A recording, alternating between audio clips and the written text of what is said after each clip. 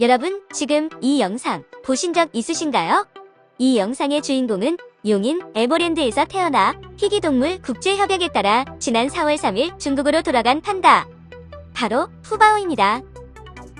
푸바오는 정말 많은 사랑을 받았는데요. 환송식 라이브 영상은 17만 명이 동시 접속하였고 직접 찾아가 울음을 보이기도 했죠. 이런 굿즈처럼 떠나고 나서도 마케팅에 아직까지 활용되기도 합니다. 이렇게 사랑받는 푸바오는 왜 한국에 더 있지 못하고 중국으로 돌아갔을까요? 지식상점. 중국 최초의 판다 외교는 당나라 칙천무우가 일본 왕실에 백곰 2마리를 선물한 것이 그 시작으로 알려져 있어요. 당시 중국이 일본에 선물한 백곰이 지금의 판다라는 얘기죠. 20세기 들어 중국이 우후 대사인 판다를 정치적으로 활용한 사례가 크게 늘었어요. 우선 1936년부터 1945년까지 중국 국민당 정부는 서방국에 총 14마리의 판다를 기증한 것으로 파악되고 있어요. 현대에 와선 국민당을 이끈 숭메이링 여사가 1941년 판다 한 쌍을 미국에 선물한 것을 현대 판다 외교의 시발점으로 보기도 해요. 1946년 중화민국 정부가 영국 정부에 판다 한 마리를 선물한 것이 판다가 공식적인 외교적 수단으로 해외에 향한 사례로 꼽히죠. 신중국 이후 중국의 본격적인 판다 외교가 시작됐어요. 당시 판다가 향했던 곳을 보면 중국의 외교 정책을 엿볼 수 있죠. 중국은 1950년대에 단 2마리의 판다를 소련에 선물했어요.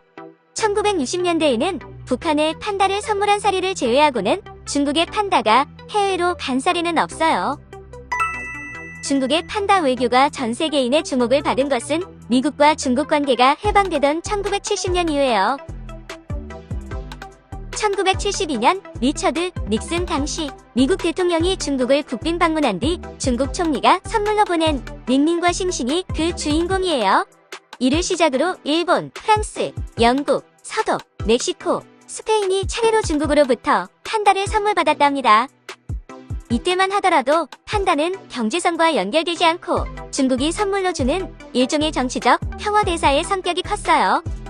1982년 이후 판다가 서식하는 곳의 생태 환경 악화로 개체수가 급감하자 중국은 외국에 판다를 선물하는 정책을 중단하게 됐죠. 그러다 1984년 경제개혁개방기조에 발맞춰 판다도 함께 내보내기 시작해요. 이때 중국이 외국 동물원에 판다를 빌려주고 임대료를 받는 비즈니스 모델이 구축됩니다.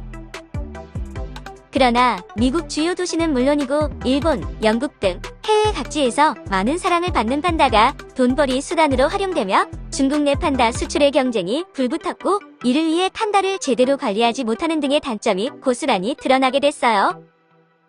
결국 국제환경단체와 미국 정부의 요청으로 중국은 상업적 목적의 판다 임대를 중단하고 1994년부터는 판다 공동번식이라는 이름으로 판다를 임대하고 있어요.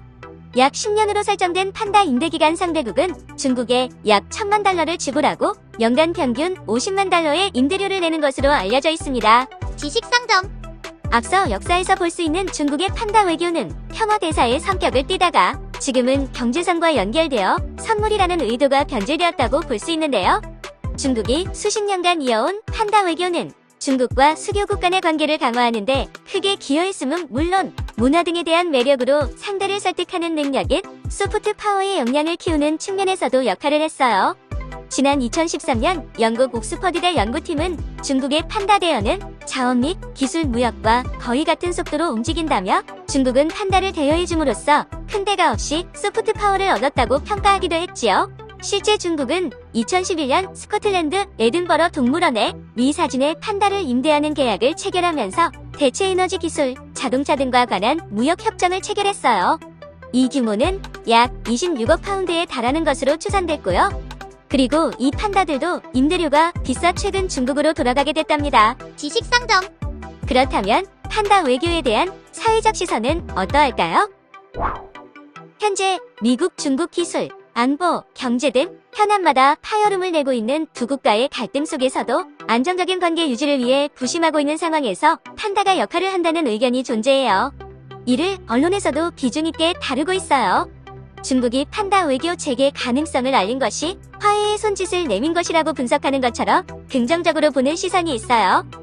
미 조지타운 대학교 외교연구소장은 조지타운 대학교 홈페이지에 올린 인터뷰에서 어떤 정부가 다른 나라의 대중에게 직접적으로 말하는 것은 매우 어려운 일이고 특히 대중의 인식에 영향을 미치는 것은 더욱 어려운 일이라며 판다는 동물 애호가들의 마음을 사로잡는다는 점에서 매우 효과적인 수단이라고 평가했어요. 반대의 입장도 알아볼까요? 다만 국가 간 사이가 안 좋으면 중국은 판다 내놔를 시전한다는 문제점이 있어요. 데니스 와이더 전 백악관 국가안보회의 아시아 담당 선임국장은 이러한 움직임을 징벌적 판다 외교로 규정합니다. 중국 반도체 수입 제한, 중국산 펜타닐 원료, 정찰 풍선 등으로 악화된 미, 중 관계가 판다 반환으로 이어지고 있는 거죠. 최근에는 판다 외교의 효용성에 대한 논쟁이 커지고 있는데요. 중국은 판다가 중국의 이미지를 개선시키는데 여전히 유용하다고 여겨 코로나19 사태로 커진 전 세계적인 반중 감정을 판다로 희석시키는 전략이라고 비판하는 입장이 있어요. 또한 판다 학대 논란, 애견 판다 논란, 중국 유튜브에 푸바오 중국 사육사 영상을 올려서 푸바오 인기를 중국으로 돌리려 한다고 보는 사람들이 있어요. 지식상점. 국가 간 교류의 기회를 마련하는 판다 외교. 혹은 오직 중국의 일방적인 수단으로 이용되는 늑대 외교. 여러분은 어떻게 생각하시나요? 우리 귀여운 판다들을 보며 그들이 왜 여기에 있고 무슨 역할을 하는지 생각해 볼 필요가 있겠네요. 저는 판다를 정말 좋아하지만 최근 중국의 국내외 상황을 고려해보면 마냥 판다를 통해 소통하려고 하는 것만은 아닌 것 같다고 생각하는데요. 귀여운 판다. 중국이 보여주면 저의 눈은 행복하겠지만 자랑거리로만 이용해서 힘을 지니려고 하는 건 안 되겠죠? 이제 곧 중국으로 돌아간 푸바오도 검역 기간을 마치고 대중에게 공개된다고 합니다. 무슨 일이 생기지는 않을지 걱정하는 한국인들.